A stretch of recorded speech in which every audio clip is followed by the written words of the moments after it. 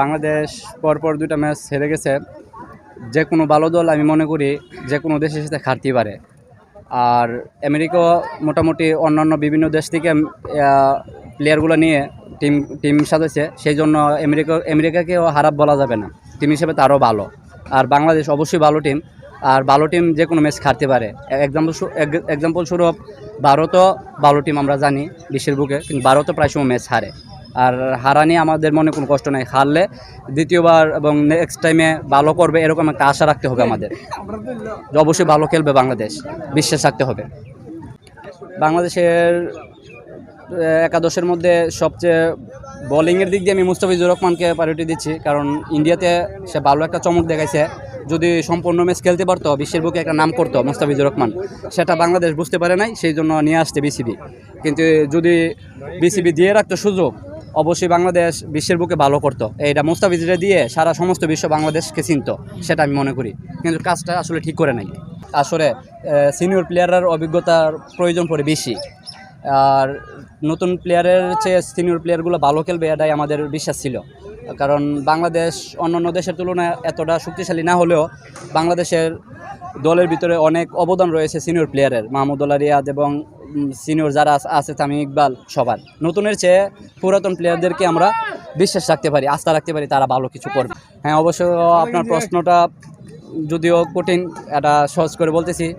প্রথমত আমাদের দেশ যখন, যদিও আমি ইন্ডিয়ার জার্সি পরে রাখছি, ইন্ডিয়ার সাথে খেলে তারপর আমি দেশের সাপোর্ট করি।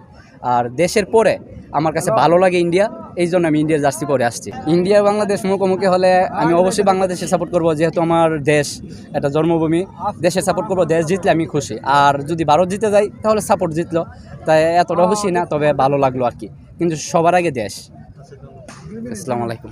একটা স্বাগতিক টিমের সাথে প্রথম ম্যাচ হারছে, সমস্যা নাই, কষ্ট আসছিল না। কিন্তু দ্বিতীয় ম্যাচটা হারাতে মানে বাংলাদেশের যত সাপোর্টার আছিল সবই মানে এটা একটা হয়ে গেছে,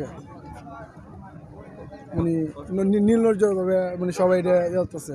আমি দেখলাম যে বাংলাদেশের ক্যাপ্টেন শান্ত ভাই, ওনার তো আমার তো দেহার মধ্যে ওনার আমার মানে একটু মোটো না।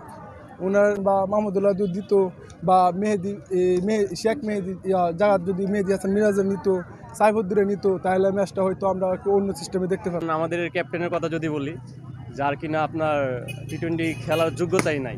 আপনার অ্যাভারেজ দেখেন, স্ট্রাইক রেট দেখেন, সব মিলিয়ে তার টি-20 খেলার মতো যোগ্যতাই নাই, কিন্তু তাকে এমন সামনে একটা ওয়ার্ল্ড কাপের মতো একটা টুর্নামেন্টে তাকে ক্যাপ্টেন দেওয়া হয়েছে, যেখানে সাকিব আল হাসান একজন অভিজ্ঞ প্লেয়ার, যার সব দিকে মানে সব কিছুতে এক্সপিরিয়েন্স আছে, সব কিছুতে তার ভালো একটা অভিজ্ঞতা আছে। এরকম একজন অভিজ্ঞতা প্লেয়ার রেখে শান্তর মতো একজনকে ক্যাপ্টেন দেওয়া হয়েছে।